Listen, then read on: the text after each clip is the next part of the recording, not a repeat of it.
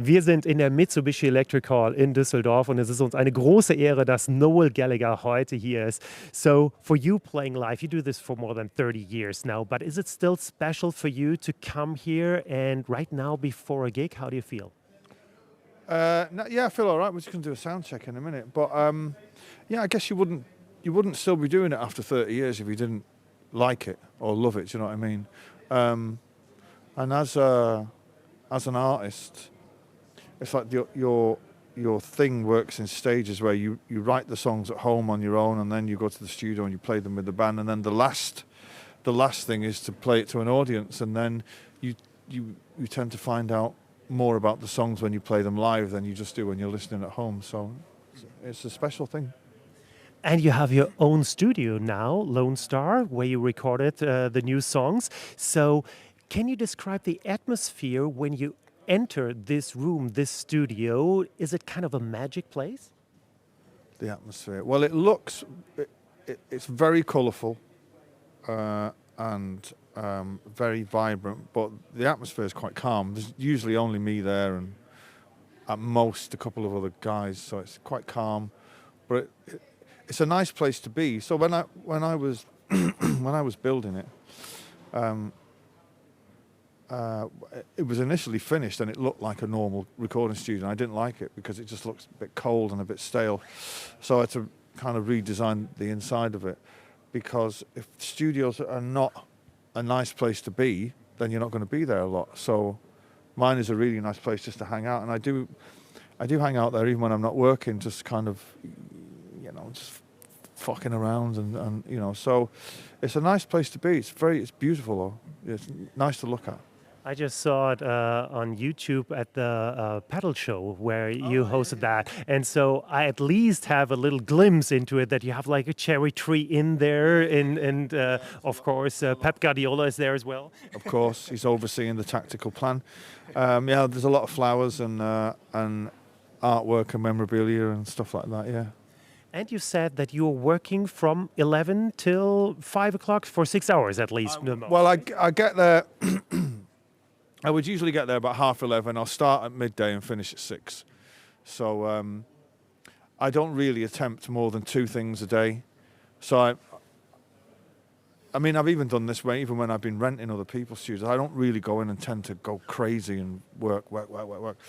It's like, I think if you can, for me personally, the way it works best is we do 6 hours and we do 2.5 hours, then break for lunch, then another 2.5 hours, and then I only pick 2 things to do a day. So maybe the bass on this track and something else on another, and then that's it. I don't like to work too hard. But when you write and when you record the songs, do you think already about when you play them live? Do you visualize how they will really deliver also in front of thousands of people? Well, sometimes, but more in the respect of I would instinctively know when a song is not going to work live. I will know that. Whether it's difficult to... Sometimes songs are more difficult to sing. And of course, if you do 100 takes in the studio, you think that's going to be tricky live. So I would be more aware of what wasn't going to work live than what is. But I really treat the recording and the playing live as 2 separate things. You're never going to recreate everything that you can do in the studio. So there's no point in holding back in the studio. I go for it in the studio, be as much fucking production as possible. And then when you play live, when we get together as a band, I always say to them, don't try and copy what's on the record. Let's just it'll fall into place, So the live experience, although the songs are the same, it's a little bit different. And when I'm correct, you wrote more than 30 songs in your new studio and during the pandemic. So actually, you're done for the next years, song-wise, right? Yeah, I've had to stop writing because, I need to get these songs recorded and getting it out there so I can write some more new ones. But yeah, well, when the pandemic, I guess there was nothing to do all day, so I just wrote songs and ended up writing about... Yeah, there's another 2 albums worth of material there. So, Yeah. I mean, I think I'm gonna be back in the studio in January, recording. So we'll see where it goes from there. And how do you decide what is a good or a brilliant song and just an average song you have written? Well, it changes. Sometimes, I guess you'll imagine after doing it for 30 years, you get a lot of things right and some things wrong. But for this particular album, I instinctively knew that they were all great. But I mean, I've done previous albums where I thought, songs were great, and then it turns out they weren't great. But I think with Council Skies, I think this one, song for song, is probably the best thing I've ever done. So it's just an instinctive thing. I don't really canvass opinion from people. I don't really say, oh, what do you think of this or what do you think of that? Before I play a song to anyone, I'm quite sure of what I think of it. But I know that Paul Weller and also Johnny Marr are one of the or two of the persons you show them first, the songs you wrote. Is that correct? Yeah. Yeah, well, with Paul, he's a neighbour of mine. He lives across the street. And he would always send me his stuff first. So, yeah, I would do that with Weller more than Johnny, but only because Paul lives across the street. But we kind of. It's not to say what do you think. It's just like because I always want to hear what other people are doing, And the same with you too. And they send me stuff and I send them stuff, and you can gauge whether people are going to like it or not, I suppose. But I don't ask for an opinion. It's just a courtesy thing, saying this is. And last week, a new song of the Beatles came out, Now and Then. What was your first reaction when you heard it and when you heard that they will release a new song? What did I think? Well, I was as shocked as everybody else. I'd already heard the original demo, and they've taken there's a big section of it where it's disappeared. They've taken a big section out. I mean, it's sort of, to live in a day and age where the Beatles are still releasing new material is a great thing. The world is such a shit place now. It's like, if the Beatles are still doing stuff, then we should all feel very privileged. But no, it's great. They're great. Well, I mean, I'm completely biased towards them. So even if it was shit, I wouldn't tell you. Not the same thing. But I don't know. Did it make you happy? I mean, was this a special day for you?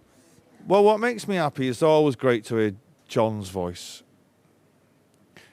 And when artists die, you never tend to hear enough of them. It's like when when David Bowie died and Prince, for the following weeks, that's all you would hear on the radio. But for the previous 10 years, you would never hear David Bowie on the radio. So the fact that you can be passing a shop and there's John Lennon singing is an amazing thing. Yeah. And what do you think about this AI stuff that they now were just able to separate John's voice because of that? Well, if you can use it as a tool to do things like that, but I don't. You see these things on YouTube now of, John Lennon singing fucking Supersonic. That's just it's trash nonsense. You know what I mean? But the AI, for what they did in the Get Back thing where they could separate all that, it's amazing. It's amazing. It makes it, as a fan,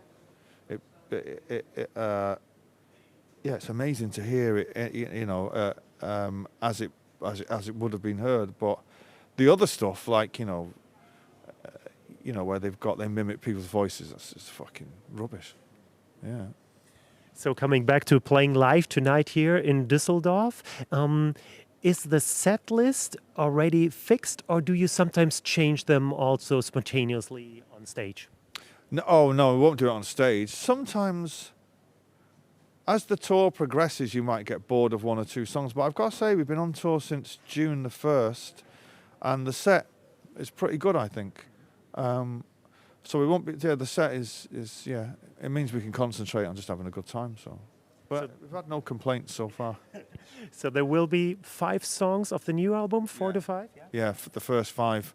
Okay. And then there's a big chunk in the middle of all I Flying Bird stuff, and then there's Oasis stuff at the end and a Bob Dylan cover. So it's all Yeah, it's good. I'm enjoying it actually. Yeah, there's not usually you get on tours and there'll be a song coming up where you go, you have to play it because it's a single or whatever. But I look at the set list now and just think these are all pretty great. Yeah. Next year there will be a 30th anniversary of one of the most famous albums in the world. Will you celebrate it somehow? Somehow, yeah. I'm not sure. I'm not sure what. I think Liam's doing you're gonna play it in its entirety. I haven't got any plans to do anything like that, but I guess I'll have a chat with Alan McGee the day it comes out and go, wow, fucking hell, wasn't that great? So I haven't got any firm plans to do anything musical around it. We'll let Liam look after that, but other than that, I don't know. I'll just see what I feel like on the day. It's an amazing thing for it to be 30 years old is just crazy. If I think back to the rehearsal room that we worked it all out in, and if somebody would have said like 30 years from now it'll be, it would have been, couldn't even comprehend it. Changed everything, right? Especially your life. Well, yeah. Obviously the album itself has been re-released, and there's some outtakes that I've been working on back in my studio in London, and it brought back some fond memories actually. And it was the original lineup and all that kind of thing, and it reminded me of, there was the 5 bands. There's only about 8 of us.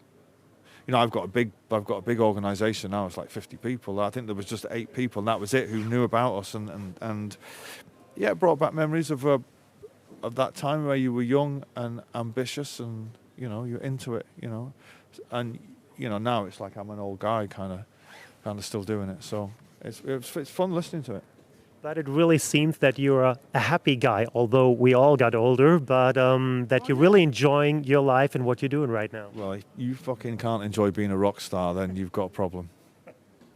Great, and we're very happy that you're going to play here tonight in Düsseldorf. It's going to be special. Thank you very much. Thank you very much. I'm looking forward to it. Thank you, Kat. Thank you.